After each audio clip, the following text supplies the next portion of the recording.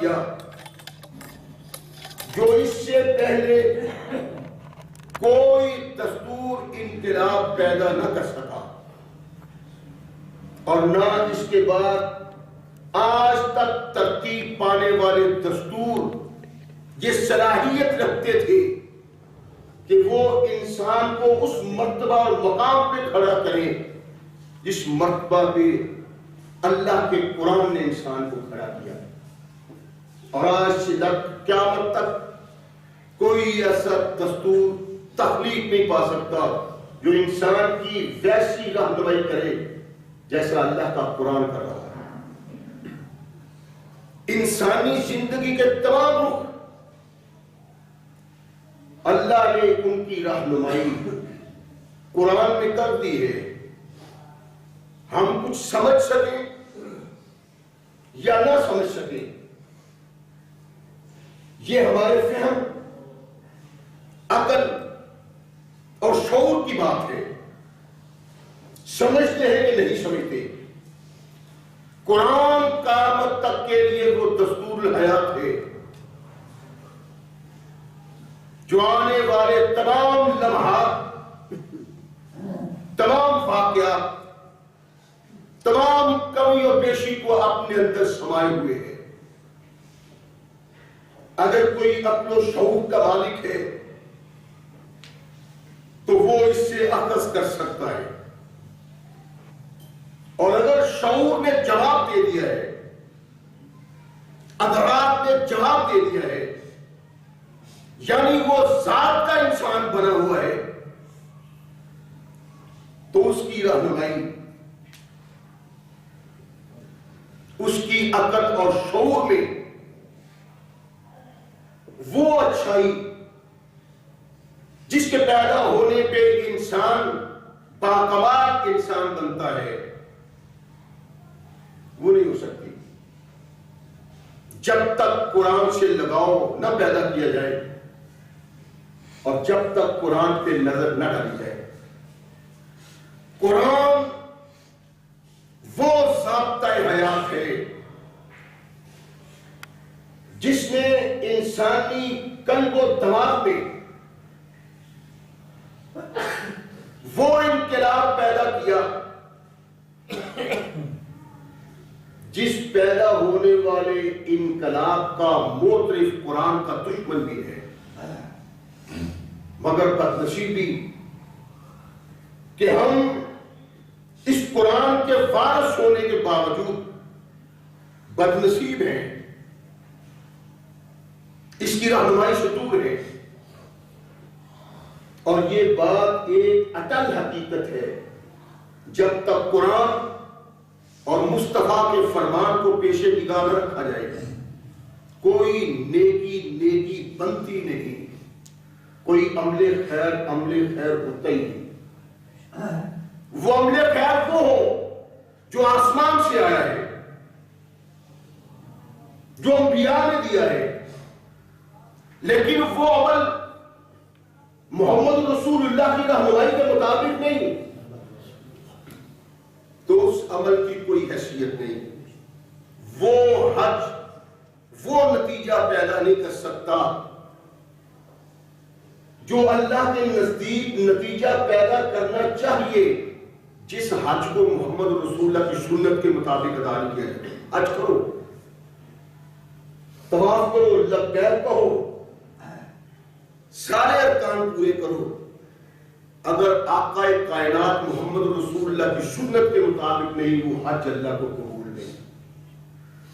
زکات، نماز، روزہ جو ثقلین کے تاجدار محمد رسول اللہ کے آئینے میں پورا نہیں اترتا وہ کوئی نتیجہ پیدا نہیں کرتا. وہ عمل اللہ کے ہاں انسان کے لیے بہترین فکر پیدا کرتا ہے، نتیجہ پیدا کرتا ہے جو اللہ کے رسول محمد رسول اللہ کے فرمانے کے مطابق ہے. قرآن کا مفسر، قرآن کی تشریح کرنے والا، قرآن کو بیان کرنے والا محمد رسول اللہ صلی اللہ علیہ وسلم ہے.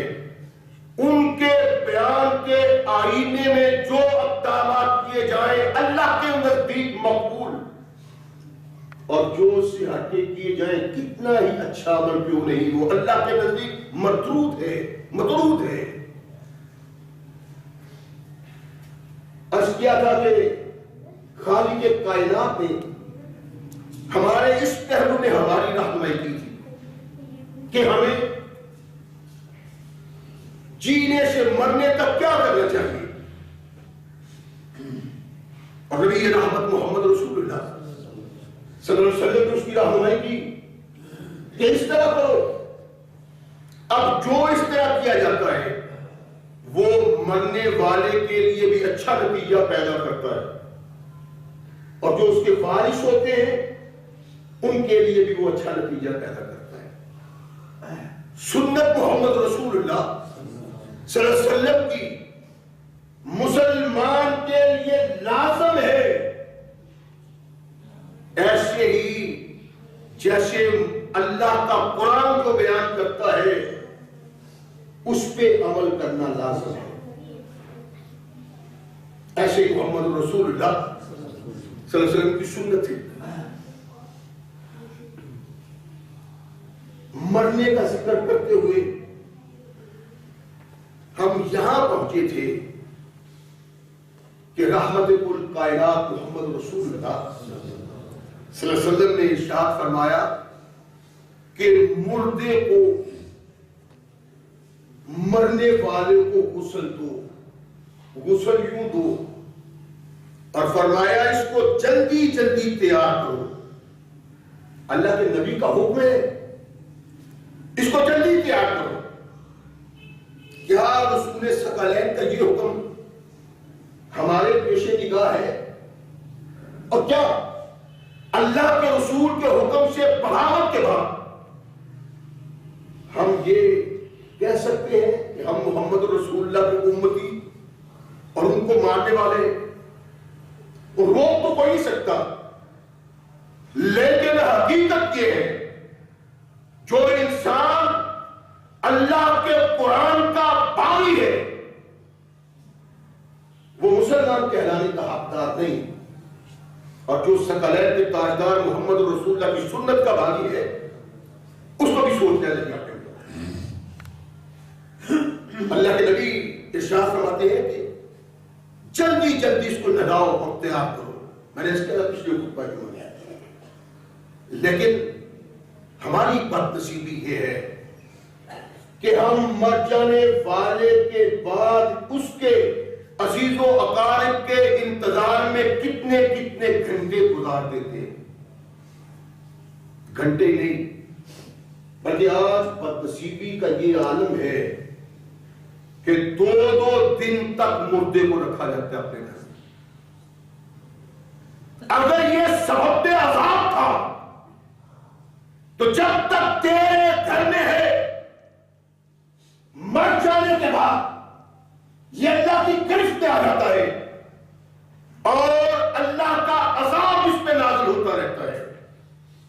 تو سمجھ، اگر مرنے والا اس قابل تھا تو تیرے گھر میں رحمت کے نزول کی بجائے اللہ کا عذاب نازل ہو رہا ہے۔ اس لیے کائنات کے آقا ثقلین کے تاجدار محمد رسول اللہ صلی اللہ علیہ وسلم نے ارشاد فرمایا جلدی جلدی نکالو، اسے نکالو اپنے گھر سے، اور اگر یہ اچھا ہے، صاحب خیر ہے، تو اللہ کے نبی نے ارشاد فرمایا وہ منتیں سماجتے کرتا رہتا ہے کہ لے جاؤ مجھے، لے جاؤ مجھے، اور ہم محمد رسول اللہ صلی اللہ علیہ وسلم کے فرمان کے خلاف اس کو اپنے گھر میں رکھے ہوئے۔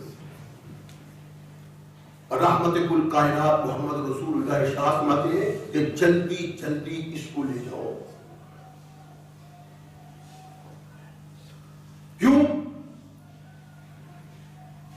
ارشاد فرمایا کہ اس کا معاملہ اب اللہ سے ہو گیا ہے، تم سے تعلق ٹوٹ گیا۔ اور کبھی غور کرنے والا آدمی غور کرے بھی تو ساری زندگی 50 سال تک بیٹا باپ کا منہ دیکھتا رہا ہے، باپ کے بیٹے کا منہ دیکھتا رہا ہے۔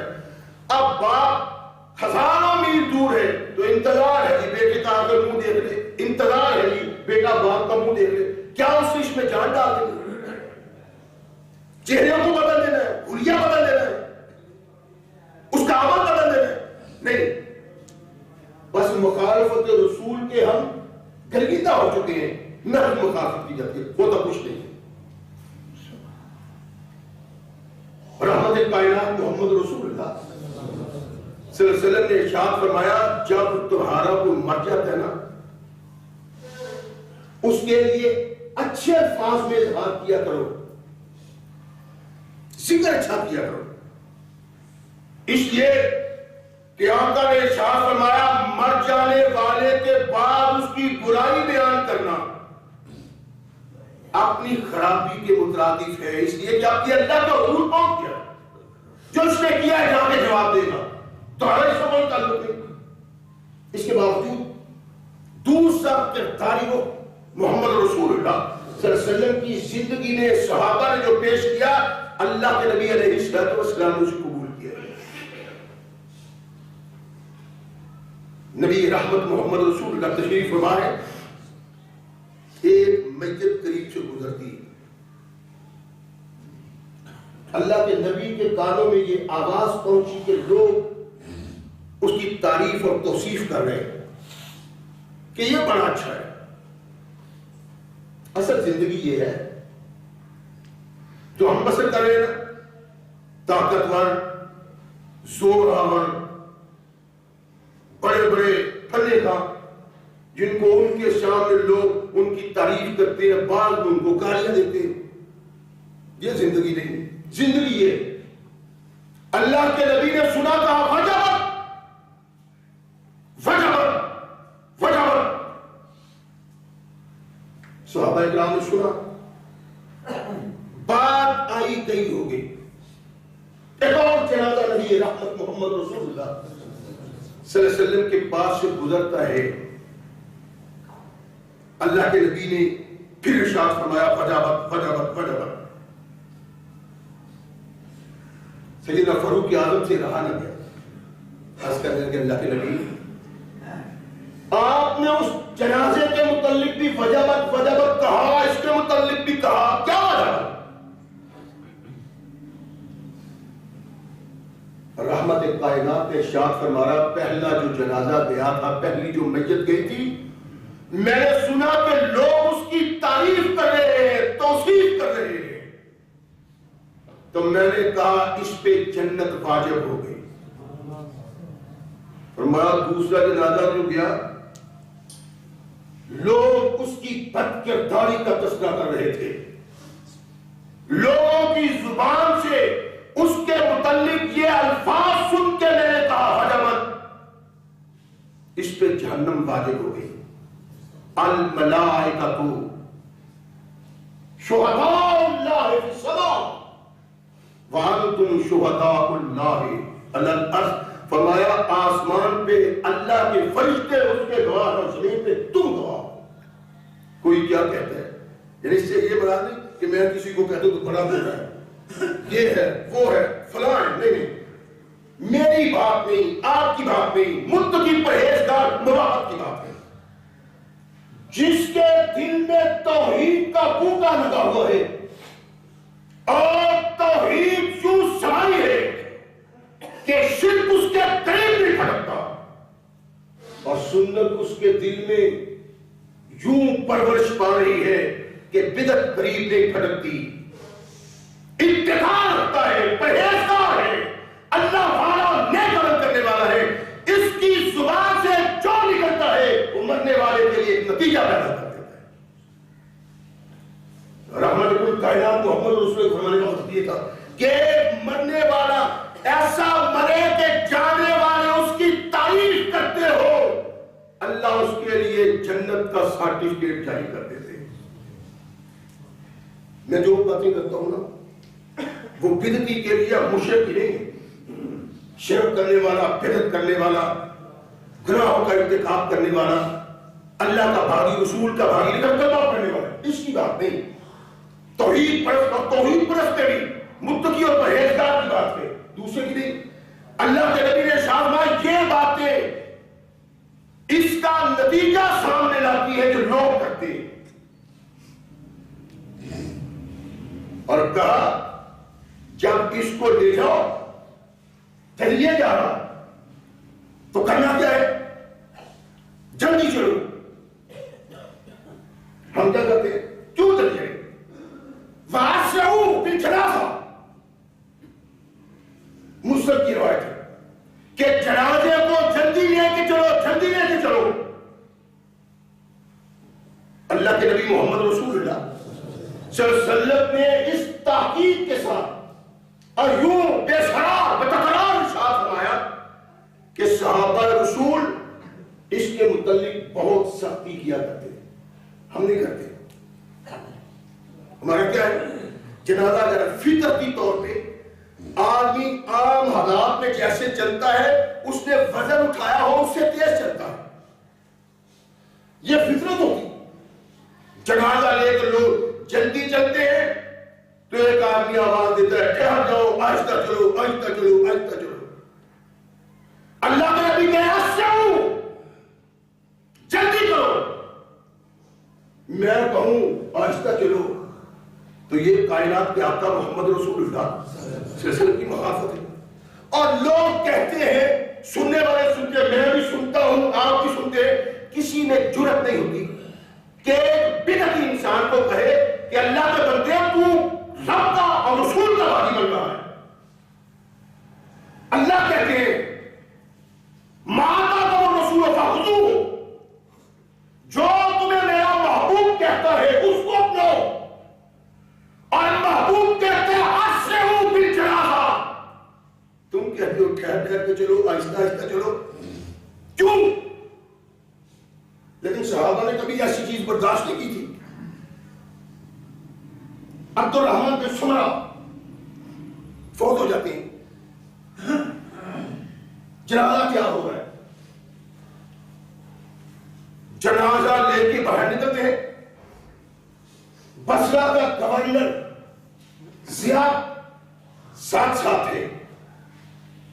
جنازہ ذرا تیز جا رہا ہے. ایک فطرت کی بات ہے. ہم فطرت کے بھی باغی ہیں، صرف محمد رسول اللہ کے نہیں سر فطرت کے بھی باغی ہیں. فطرت کا تقاضا ہے تیز چلنا. ہم آوازیں دے دے کے ٹھہراتے ہیں آہستہ چلو، آہستہ چلو. جا رہا جنازہ، گورنر ساتھ ہے. جنازہ ذرا تیز جا رہا ہے، میت تیز جا رہی ہے، لوگ تیز جا رہے ہیں. عبد الرحمن کے عزیز و کار رشتہ دار اور غلام آگے بڑھتے ہیں، چار پائی کی طرف منہ کرتے ہیں، ان کے پاؤں چلتے ہیں. رویدن رویدن، آہستہ چلو، آہستہ چلو. بارک اللہ فیکم، اللہ تمہارے نیک عمل میں برکت کرے. یعنی وہ کہتے ہیں عبد الرحمن کے عزیز و کار رشتہ دار، ان کے غلام. اور رویدن رویدن، آہستہ چلو، آہستہ چلو. بارک اللہ فیکم، تم نے جنازہ اٹھایا ہوا ہے، یہ نیکی ہے، اللہ تمہاری نیکی میں برکت ڈالے. وہ یہ اعلان کرتے ہیں. ابو بکر رضی اللہ تعالیٰ پیچھے سے آتے اپنے کھچر کے سوار، ان کے کانوں میں یہ آواز پڑتی ہے کہ 100 دن اللہ کے صحابی نے ان کی یہ بات سن کے فضا میں اپنا درہ لہرایا اور کہا کلو، راستہ چھوڑ دو میرا، کیا کرنا ہے؟ ابو بکر پیچھے سے آ رہے ہیں، کہنے والے آگے کہتے وہ کہتے ہیں خلو، میرا راستہ چھوڑ دو. اور کہتے ہیں اخوا الیہم بساقن، انہوں نے اپنا درہ لہرایا. مقصد کیا تھا؟ مجھے ان لوگوں تک پہنچنے دو، ان کی پیٹھوں پہ درے برساؤں. کیوں؟ کہا اللہ کے نبی محمد رسول اللہ کے چہرہ اقدس و مقدس کو اللہ عصمت دینے والا ہے، فخر دینے والا ہے. میں نے اپنے آقا کے ساتھ جنازے کا سفر کیا ہے، میرے آقا تیز تیز چلنے کا حکم دیا کرتے ہیں. کیا ہماری یہ سوچ ہے؟ ہر چیز تب انسان کے لیے اجر پیدا کرتی ہے. اللہ کے نبی نے کہا جو ساتھ چلتا ہے نماز جنازے کے لیے 1 قرات کا ثواب، جو قبر میں جاتا ہے دعا کے لیے 2 جو سنت کو چھوڑ کے بدعت کا ارتکاب کرتا ہے اس کے لیے کوئی ثواب نہیں، ضائع کرنے کا حساب۔ آہستہ چلو نبی رحمت محمد رسول اللہ صلی اللہ علیہ وسلم یہ کیوں ارشاد فرمایا؟ کیوں کہا اللہ نبی نے جلدی جلدی چلو؟ رحمت کل کائنات ارشاد فرماتے کہتے ہیں اگر مرنے والا مر جاتا ہے اس کو نہلایا جاتا ہے، چار پائی پہ ڈال کے کندھوں پہ اٹھایا جاتا ہے۔ فرمایا جب کندھوں پہ اٹھا کے انسان لے کے چلتے ہیں تو وہ کہتے ہیں قدمونی قدمونی قدمونی، مجھے جلدی جلدی لے جاؤ، جلدی جلدی لے جاؤ۔ جس نے زندگی توحید اور سنت میں بسر کی ہوتی ہے، مرتے ہی اس پہ احساس ہوتا ہے اس کا مقام کیا ہے، اس کا مرتبہ کیا ہے، وہ کہاں جا رہا ہے، اس لیے کہتے ہیں قدمونی قدمونی قدمونی، مجھے جلدی جلدی لے جاؤ۔ اس کو محسوس ہو رہا ہے، اس کو احساس ہو رہا ہے کہ قبر میں نہیں جنت کی پہاڑوں میں جا رہا ہے، جہاں جنت سے کھڑکی کھول دی جائے گی، جنت کی خوشبو آئے گی، جنت کی ہوا آئے گی اور جنت کا لطف آئے گی۔ کہتا قدمونی قدمونی۔ فرمایا اور اس کے علاوہ اس کی اور بات ہے، وہ یا ویلہا الہی تذہبون بہا، اور مجھے کہاں لے جا رہے ہو؟ ہائے افسوس، تمہیں احساس نہیں میں کس طرح سے رہا ہوں، اور مجھے باپ بیٹا بھائی اپنے کندھوں میں اٹھا کے جہنم کی آگ کی طرف جا رہا ہے۔ الہی تذہبون بہا، کہاں لے جا رہے ہو؟ اللہ کے نبی نے فرمایا جس بات سونتا ہوا کل شیء الا انسان، فرمایا انسان کے علاوہ اس مرنے والے کی چیخ و پکار کو ہر چیز سنتی ہے، کل شیء الا انسان، انسان کے علاوہ ہر چیز سنتی ہے۔ ولو اسمع الانسان لصائق، اتنا چلاتا ہے، اتنا روتا ہے، اتنی منتیں سماج کے کرتا ہے، آواز ساری کرتا ہے۔ فرمایا اگر انسان سن لے تو بہش ہوگی کہ جائے یہ جا رہا ہے۔ اس لیے اللہ کے نبی محمد رسول اللہ صلی اللہ علیہ وسلم نے ارشاد فرمایا جلدی جلدی چلو، یہ سفر فوراً ختم کر دو۔ اگر یہ کوئی اچھا آدمی ہے تم خیر کی طرف لے جا رہے ہو، اگر یہ برا آدمی ہے شر کو اپنے کندھوں پہ کیوں اٹھائے ہوئے؟ اس لیے جب اس کو لے کے جانا ہے تو تیز لے کے جانا ہے۔ صحابہ رسول کہتے ہیں کہ دوڑنا نہیں، کہ میت کے گرنے کا خوف ہو سکتا ہے لیکن چلنا تیز ہے۔ کائنات کے آقا محمد رسول اللہ صلی اللہ علیہ وسلم کا ارشاد اور سنت مصطفیٰ یہ ہے، صحابی نے کہا تم نے برساؤ ان کی پیٹھوں پہ جو آہستہ چلنے کا کہتے ہیں، میرے محمد تو تیز چلنے کا کہا کرتے ہیں۔ ہمارا کردار یہ آہستہ چلو، یہ آہستہ کہنا سنت رسول اللہ صلی اللہ علیہ وسلم کی مخالفت ہے۔ تیز لے کے چلنا چاہیے، اتنا بھی تیز نہیں کہ دوڑا جائے، خدشہ ہو کے میت نہ اوپر سے گر جائے۔ اللہ کے نبی محمد رسول اللہ صلی اللہ علیہ وسلم نے ایک معقول رہنمائی کی اور ارشاد فرمایا میں تمہیں کیوں کہہ رہا ہوں تیز چلو، اس کا ایک سبب ہے جنت میں جانے والے انسان کی راستے میں تم رکاوٹ ہو، گھر میں مردہ رکھنے والوں، دیر کرنے والوں، بیٹوں کے انتظار میں، باپ کے انتظار میں، بیٹیوں کے انتظار میں، بہنوں کے انتظار میں، اس کو لیٹ کرنے والوں، تم اس کے جنت میں پہنچنے، جلدی پہنچنے کے خلاف اقدامات کر رہے ہو۔ اور جو برا ہے اپنے گھر میں عذاب لیے بیٹھی ہے، نہ گھر میں رکھو، جلدی فارغ کرو اور نہ آہستہ آہستہ چلو، اس لیے کہ نیک کہتا ہے قدمونی قدمونی۔ رحمت کل کائنات محمد رسول اللہ صلی اللہ علیہ وسلم اس کی رہنمائی اس لیے کرتے ہیں کہ ہم اپنے مردوں کے لیے سبب رحمت بن جائیں، اور جو ہمارے لیے عذاب کا سبب ہے چل اپنے گردوں سے، اپنے کندھوں سے ان کو لا چلتے ہیں۔ پتہ نہیں، اللہ جانے ہم نے کیوں محمد رسول اللہ صلی اللہ علیہ وسلم کی سنت کے خلاف کرنے کو اپنی زندگی کا طرہ امتیاز بنا رکھا ہے۔ دیکھا آپ نے جب چلتے ہیں آواز آتی ہے کلمہ شہادت، کلمے کی آواز آتی ہے، یہ کیا ہے؟ کائنات کے آقا محمد رسول اللہ صلی اللہ علیہ وسلم کی تاریخ میں حدیث میں یہ بات نہیں، اور نہیں بلکہ آج جو میرے دوست بھائی یہ کام کرتے ہیں ان کی فقہ، ان کے امام، ان کے قائد، ان کے رہنما اپنے حکم میں ارشاد فرماتے ہیں کہ جنازے کے ساتھ خاموش چلو۔ سیدنا امام ابو حنیفہ رحمۃ اللہ کی فقہ حنفیہ میں اس بات کا حکم ہے کہ خاموش چلو جنازے کے ساتھ۔ اور بہقی میں روایت ہے نبی رحمت محمد رسول اللہ صلی اللہ علیہ وسلم کے صحابہ سے کہ صحابہ اس کو مکروہ سمجھتے تھے کہ جنازے کے ساتھ بولا ہے۔ یا لڑائی والی کو بات ہے،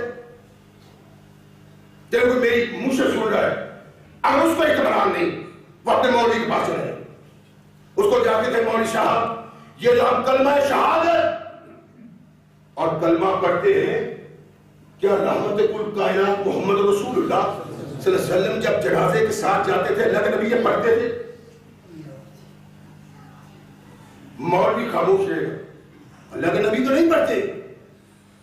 مولانا صاحب امام الانبیاء کی بات چھوڑو، اپنے امام اعظم کی بات بتاؤ، امام ابو حنیفہ رحمۃ اللہ علیہ۔ اور بھائی تم حدیث کو نہ مانو، فقہ کو مانتے ہو نا، امام صاحب کو مانتے ہو، امام ابو حنیفہ کو مانتے ہو، امام ابو یوسف کو مانتے ہو، امام محمد کو مانتے ہو، امام زہر کو مانتے ہو، تمہاری فقہ کے 4 ستون ہے، اٹھاؤ کوئی کتاب جس میں یہ رہنمائی ہو تمہارے 4 اماموں میں سے کسی امام نے کہا ہو کہ جب تم جنازے کے ساتھ جاؤ تو پڑھنا ہے شہادت اور تم شہادت کا کلمہ، کسی امام سے لاؤ۔ کہتے ہیں اسی کا امام ابو حنیفہ صرف نہیں ہے، ہمارے 4 امام ہیں، چلو 4 اماموں میں سے کوئی ایک امام لا کے دکھا دو جس نے یہ کہا ہو۔ 4 اماموں کا متفقہ فیصلہ ہے کہ جنازے سے چلنے والا آدمی خاموش چلے۔ تم صرف محمد رسول اللہ کی مخالفت نہیں کرتے، تم صرف صحابہ کی مخالفت نہیں کرتے، اپنے 4 اماموں کی مخالفت کرتے۔ کسی امام نے یہ نہیں کہا کہ چلتے ہوئے کلمہ شہادت کا ذکر کرتے ہوئے چلو، اللہ کے نبی کے دور میں تو ہوتا ہی تھا، صحابہ نے اس کو مکروہ کہتے تھے، اور امامان کرام کہتے ہیں کہ جنازے کے ساتھ خاموش چلنا چاہیے۔ یوں کلمہ پڑھتے ہوئے جو ہم جاتے ہیں اس کی کوئی حیثیت نہیں، کہیں اس کا ذکر نہیں، نہ حدیث میں، قرآن میں، اور نہ فقہ حنفیہ میں اس کی گنجائش ہی کہیں نہیں، اس کا ذکر ہی کہیں نہیں۔ اگر جنازے کے ساتھ جانے کا ذکر ہے تو یہ ہے کہ خاموشی کے ساتھ چلو۔ جنازہ لے کے چیزیں یاد رکھنے والی ہیں، میں نے کیا تھا، میں جو آپ کے ساتھ بات کرتا ہوں اس ببانگ دوہل چیلنج کے ساتھ کہیں چلے جائیں، میری کوئی بات، میری کوئی بیان کی ہوئی حدیث اگر آپ کو کوئی کہے کہ یہ نہیں ہے تو جو چاہے آپ مجھے سزا دیں، وگرنہ خدا کے لیے محمد رسول اللہ کی سنت کو اپنائیں۔ کوئی نیکی کائنات کے رب کی قسم قابل قبول نہیں ہے جو محمد کی سنت کے مطابق نہیں سکتی، سیدھی سی بات ہے۔ کہیں لے گئے جنازگاہ میں لے گئے، جنازہ بھی ہمارے کچھ آبا کے لیے مسجد میں جنازہ، توبہ توبہ توبہ، اللہ کے نبی نے کہا کچھ بھی نہیں اس کے لیے، یہ نہیں کہا بلکہ کہا اس میں کچھ نہیں، اس میں حدیث، بلکہ اللہ کے نبی محمد رسول اللہ نے مسجد میں جنازہ پڑھا ہے، صحیح مسلم کی روایت ہے۔ سیدہ عائشہ صدیقہ طاہرہ مطہرہ رضی اللہ تعالیٰ عنہ، اللہ کے رسول کے بعد صحابی فوت ہو جاتے ہیں، کہا اس کو مسجد میں لاؤ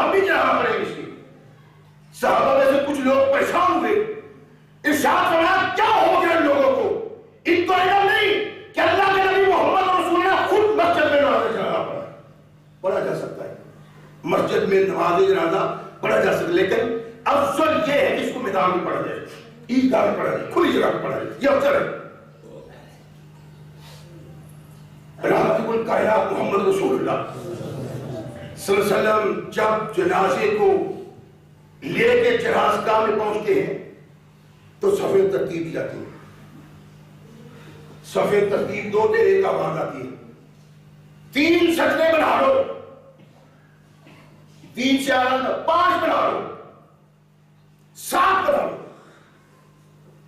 وہ اللہ کے بندوں، یہ تم نے لیا کہاں سے ہے؟ میں نے اس کیا تھا پچھلے خطبہ جمعہ میں کہ اللہ کے نبی نے ارشاد فرمایا جس نماز جنازہ کے ساتھ 40 آدمی مل جائے لا یشرکون باللہ شیئا، جنہوں نے اللہ کے ساتھ کسی کو شریک نہ ٹھہرایا ہو، ایسے 40 آدمی جنازہ میں کھڑا ہو کے جس کے لیے بخشش کی دعا مانگتے ہیں اللہ اس کو بخش دیتے ہیں۔ 40 موحد توحید کے نمبردار، بدعت کے باغی، سنت کو سینے سے لگانے والے 40 ایک مرنے والے مومن کے لیے دعائیں مغفرت کرتے ہیں، ساری کوتاہیاں معاف کر کے جنت میں داخل کر دیا۔ دوسری روایت اللہ کے نبی نے ارشاد فرمایا کہ 100 مسلمان مومن موحد جس مسلمان کے لیے مغفرت کی دعا کرتے ہیں، 100 مسلمان مومن، اللہ ان کی شفاعت قبول کر لیتا ہے۔ کیا 40 آدمی شفاعت کر لینے کے بعد باقی کو باہر نکال دیں؟ کیا اللہ کے نبی نے 40 کہا ہے؟ کیا 100 کو شفاعت کر کے باقی کو باہر نکال دیں؟ اچھا جی 3 سطریں بنا کے باقی کے لیے اور فریب بنایا، ہمارے اپنے آپ کو دھوکہ دینا، اپنے آپ کو۔ اللہ کے نبی نے ارشاد فرمایا 3 سطریں جس کے لیے دعائیں بخشش مانگے اللہ اس کو بخش دیتا، لیکن یہ روایت ضعیف ہے، کمزور ضعیف روایت، اس کی کوئی حیثیت نہیں۔ چلو یہ مانا حدیث تو ہے ضعیف ہی صحیح، 3 سطروں کا نام تو ہے، ٹھیک ہے، جو 3 سطروں کا نام ہے یہ طاق سطریں کہاں سے آ گئی؟ 3 بن گئی آدمی زیادہ ہے، 4 نہ بنے 5 ہو، 5 سے زیادہ ہے 6 نہ بنے 7 ہو، یہ کہاں سے آ گئے؟ اور طاق کا لفظ کہاں سے آیا؟ کائنات کے آقا محمد رسول اللہ یہ فرمایا، آپ کہاں سے کیا ہے؟ امام مسلم رحمہ اللہ نے اپنی کتاب میں روایت لاتے کہ اسبا حبشہ کا بادشاہ فوت ہو جاتا ہے اور یہ بادشاہ مسلمان ہو گیا۔ اللہ کے نبی علیہ السلام کو اللہ نے پیغام دیا کہ میرے محمد آپ کا ایک غلام فوت ہو گیا۔ نبی رحمت محمد رسول اللہ صلی اللہ علیہ وسلم نے ارشاد فرمایا قوموا وصلوا علیہ، صحابہ کو اطلاع دی کہ حبشہ کا بادشاہ فوت ہو گیا ہے، اخاکم تمہارا بھائی فوت ہو گیا ہے، اب کیا ہے؟ قوموا فصلوا علیہ، اٹھو اس پہ نماز جنازہ پڑھو۔ قدم قدم میں سلنا خرابیاں پیدا ہو گئی، اس لیے کہ جب ہم ایک در کے نہیں نہ رہے تو پھر در پہ چلتا ہے، ایک در پہ نہیں رہے۔ یہ خرابیاں اسی سبب ہیں کہ ایک در کے نہیں رہے، مختلف شخصیات، مختلف درگاہیں، مختلف جماعتیں، مختلف ٹولوں میں بٹ گئے، ایک نظریہ میں دوسرا، دوسرے میں تیسرا، تیسرے میں چوتھا، یہ پیدا ہوتا چلا جاتا ہے۔ فرمایا قوموا، وہ فوت ہو گیا ہے، فوت ہوا ہے حبشہ میں، اللہ کے نبی جنازہ پڑھ رہے ہیں مدینہ میں۔ اب جنازہ پڑھنا غائبانہ تو کہتے نہیں غائبانہ جنازہ کہاں ہے؟ بخاری میں، مسلم میں، کائنات کے آقا محمد رسول اللہ کی سنت میں۔ قوموا فصلوا علیہ، وہ حبشہ میں فوت ہوا، تم مدینہ میں نماز ادا کرو اس کی جنازے میں۔ صحابی کہتے ہیں فقمنا فصفنا صفین، ہم کھڑے ہوئے صحابہ اور صفیں بنائی، اللہ کے نبی نے 4 تکبیر سے جنازہ پڑھایا، اور یہ تو لفظ واضح طور پہ آتے ہیں 2 صفیں بنائے. جس کا تذکرہ میرے آقا کے فرمان میں، کردار میں، صحابہ کے طریقے میں موجود ہے، یہ کام کہاں سے آ گیا ہے؟ ٹھیکہ دیا ہوا تم نے محمد رسول اللہ کی سنت کی مخالفت کا، تو تمہاری مرضی ہے. وگرنہ ہم تو کہتے ہیں اللہ کے بندو، اللہ کو، آغاز کو، قرآن کو دیکھو، محمد رسول اللہ کے فرمان کو دیکھو، اس سے ہٹ کے حج بھی قبول نہیں.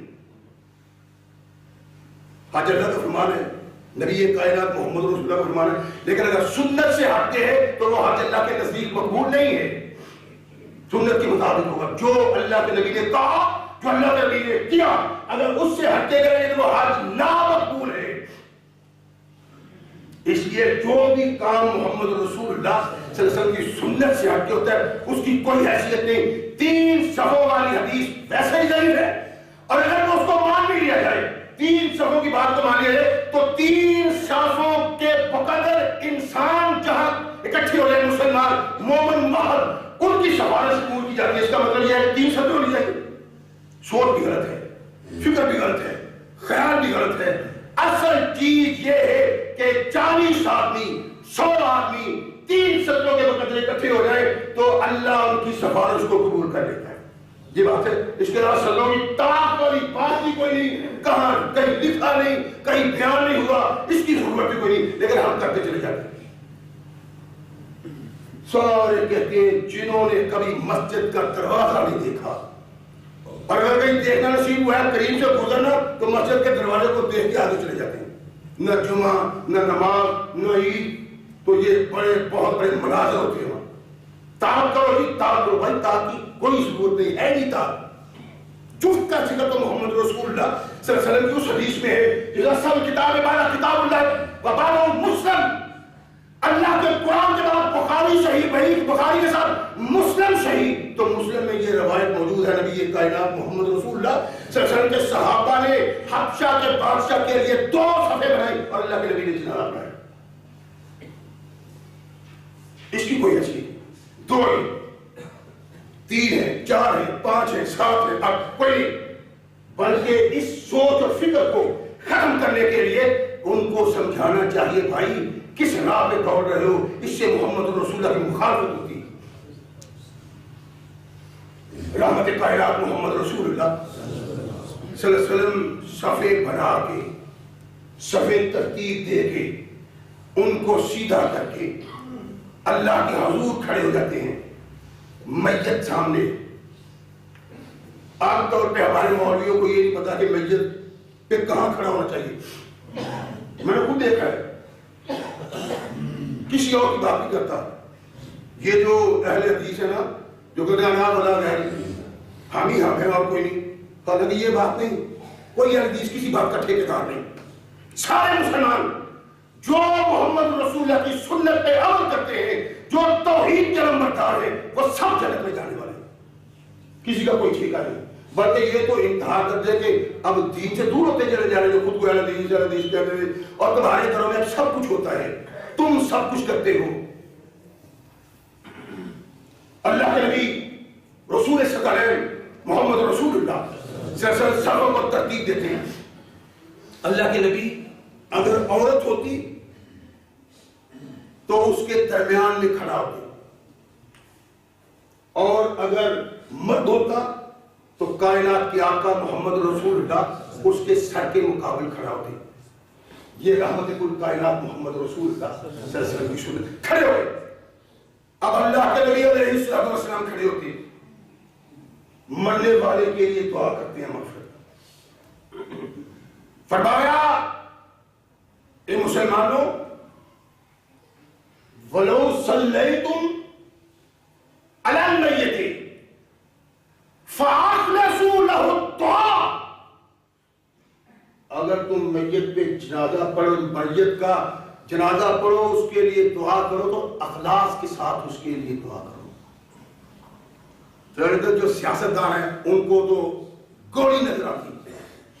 کوئی مولوی اللہ کے نبی کے اس فرمان کے مطابق اخلاص سے مرنے والے کے لیے دعا کرے نا، وہ کہتے ہیں اللہ کرے یہ مولوی آئے نا جنازہ پڑھانے کے لیے، کیوں؟ گئے تو یہ ووٹ لینے کے لیے، گئے تو دکھاوے کے لیے، یہ اس لیے گئے ہیں کہ اللہ کے درخواست کرے اللہ اس کو معاف کر دو، اس لیے گئے نہیں۔ ان کو کیا، ان کو ووٹ کی ضرورت ہے، چودھری کو نماز کی ضرورت ہے، اور وہ جو اس کو بخشانے کے لیے جاتے ہیں وہ کہتے ہیں اللہ کرے فلاں مولوی صاحب آئے تاکہ دعا کرے تو مزہ تو آئے، یقین تو آئے کہ اللہ بخش دے گا۔ یہاں کیا ہوتا ہے؟ اور اللہ کے بندو سوچو، نہیں سوچتے، ناسی تمہاری مرضی، نیک سوچتے ہیں۔ عام طور پہ ہماری نماز جنازہ کہتے ہیں اللہم اغفر لحینا ومیتنا وشاہدنا وغائبنا وصغیرنا وکبیرنا وذکرنا وانثانا اللہم من احییته منا فاحیہ علی الاسلام ومن توفیته منا فتوفہ علی الایمان۔ یہ دعا ہے۔ کسی مولوی کے پاس آپ چلے جائیں جو کھڑا ہوتا ہے جنازہ پڑھنے کے لیے اور کہتا ہے دعا واسطے حاضر اس میت، دعا واسطے حاضر اس میت، کہتا ہے مولوی، جب وہ نیت کرتا ہے کوئی شخص مجھے بتا دے، مولوی صاحب سے پوچھ کے مولوی صاحب اس میں مرنے والے کے لیے دعا کا کون سا لفظ ہے، اور تم اپنا مردہ بغیر دعا کے دفنا کے آ جاتے ہو، اس کے لیے کوئی دعا نہیں۔ اللہم اغفر لحینا ومیتنا، اللہ جتنے زندہ ہے مغرب سے مشرق تک، جنوب سے شمال تک، جتنے مسلمان زندہ ہیں اللہ سب کو بخش دے، مغرب سے مشرق تک، جنوب سے شمال تک، اللہ جتنے مر گئے ہوئے سب کو بخش دے۔ اللہ ہمارے چھوٹوں کو بخش دے، ہمارے بڑوں کو بخش دے، اللہ ہماری عورتوں کو بخش دے، اللہ ہمارے مردوں کو بخش دے۔ معاملہ ختم ہوا۔ زندہ رکھنا ہے وہ اسلام پہ، موت کے لیے تو ایمان پہ۔ اب یہ بتاؤ کہ اس بیچارے کے لیے کیا ہے؟ اس کے لیے دعا تب ہو جاتی ہے جب اس کو دفنا کے قبر میں چھوڑ دیتے ہیں اور دوبارہ وہ مردہ مرتا ہے تو پھر ہم کہتے ہیں کہ زندہ اور مردوں کو بولتے یہ مردہ پھر بیچ نہ آتا ہے۔ مگر اللہ مغفر لحینا والی دعا میں اس حاضر میت کے لیے ایک کلمہ نہیں ہے، ایک کلمہ نہیں ہے۔ کیا مانگتے ہو؟ فَأَخْلَصُوا لَهُ دُعَاء، اخلاص سے دعا مانگو۔ یہ یوں چھوڑ آتے ہیں، یوں پھینک آتے ہیں جیسے کوئی ناپسندیدہ چیز کو پھینکتے ہیں۔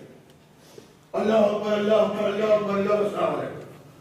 کائنات کے آقا محمد رسول اللہ سرزم چڑھا رہا ہے، سوچ میں، درد میں، غم میں، کائنات کی آقا کے منہ سے نکلنے والے الفاظ دل و دماغ سے نکلتے ہیں۔ اللہ مرنے والے کے لیے بخشش کی دعائیں مانگتے ہیں، اللہ کے یوں مانگتے ہیں، اتنی غمناکی میں، اتنی دردناکی میں اللہ کے نبی دعا مانگتے ہیں۔ دعا سے فارغ ہوئے ایک صحابی کہتے ہیں اللہ کی قسم نبی کائنات نے اس طرح دعا کی اس کے لیے میرا دل چاہتا تھا کاش اس کی جگہ کہ میری لاش ہو۔ یہ ہے محمد رسول اللہ کی نماز۔ تم کیا کرتے ہو؟ اور سنت یہ ہے جب تو جنازے کے لیے کھڑا ہو تیرے منہ سے الفاظ بخشش کے نکلے، دل تیرا مطمئن ہو کہ تو نے اس طرح اللہ سے دعا مانگ لی ہے کہ میرا اللہ اس گناہگار کو ضرور بخش دے گا۔ فاخلصوا لہ دعا، فرمایا اس کے لیے دعا یوں مانگو کہ تمہارے منہ سے نکلنے والے الفاظ آسمان کو چیرتے ہوئے اللہ کے پاس پہنچ جائیں۔ اور دعا یہ رحمت کل کائنات محمد رسول اللہ صلی اللہ علیہ وسلم نے اس طرح دعا مانگی ہے اللہ کے بندو جو تم جنازہ پڑھتے ہو، جو تمہارے جنازے میں دعائیں ہوتی ہیں، اللہ کی قسم ایک لفظ بھی حاضر میت کے لیے نہیں ہوتا۔ جانا کرو مولوی سے پوچھو، کسی مولوی سے، بڑے سے بڑے مولوی کہ مولانا صاحب جو ہم جنازہ پڑھتے ہیں اس میں جو لفظ حاضر میت کے لیے وہ دکھائیں۔ نیت کرتے ہوئے ہم کہتے ہیں کہ دعا واسطے حاضر میت، وہ دعا واسطے حاضر میت۔ کیا ہم سچ بولتے ہیں کہ جنازہ پڑھنے لگے کہ جھوٹ بولتے ہیں؟ اور اللہ کی قسم جھوٹ ہے۔ حاضر میت کے بعد اس میں کوئی لفظ نہیں۔ سارے مسلمانوں کے لیے مغرب سے مشرق، مغرب سے مشرق، جنوب سے شمال، جتنے زندہ ہیں، جتنے مردے ہیں، جتنے چھوٹے ہیں، جتنے بڑی ہیں، جتنے مرد ہیں، جتنی عورتیں ہیں، ساروں کو بخش دے۔ تو یہ بیچارہ آگے پڑا ہوا، اس کو کیا پتا میرے ساتھ کیا ہو رہا ہے، یہ پڑا ہوا، آپ بھی پڑھ کے آگے، مولوی صاحب نے پڑھا لیا، تو کل قیامت کو اگر اللہ نے کہا کہ میرے محمد صلی اللہ علیہ وسلم جنازہ پڑھایا کرتے تھے، میری رحمت جھوم کے جاتی تھی اس بندے کی طرف، تو کیا پڑھایا کرتا تھا؟ اور ہمیں پوچھیں گے تم کیا پڑھایا کرتے تھے؟ کیا جواب اس کا؟ پوچھو مولوی صاحب سے، ناراض ہونے والی بات ہے۔ میں نے عرض کیا ہے، میں ہر موضوع اس لیے بیان کرتا ہوں کیا محمد رسول اللہ کی سنت کو اپناؤ۔ اگر اس سے ہٹ کے کوئی دکھاتا ہے، آپ دیکھیں گے اسی ممبر رسول پہ کھڑا ہو تو اس کا اعلان کروں گا کہ یہ بھی ہے ابھی سنت جو آپ پڑھتے ہیں۔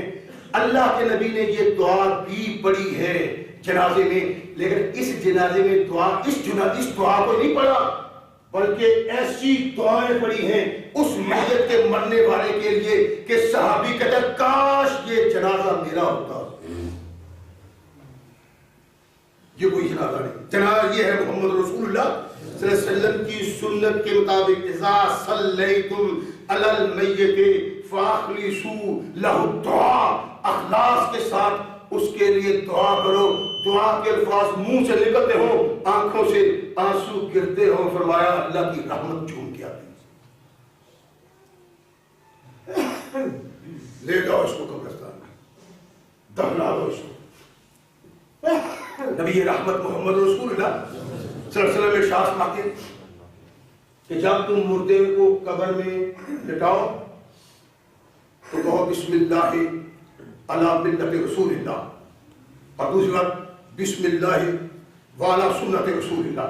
اللہ کے نبی نے کہا یہ کہہ کے مردے کو قبر میں لٹاؤ۔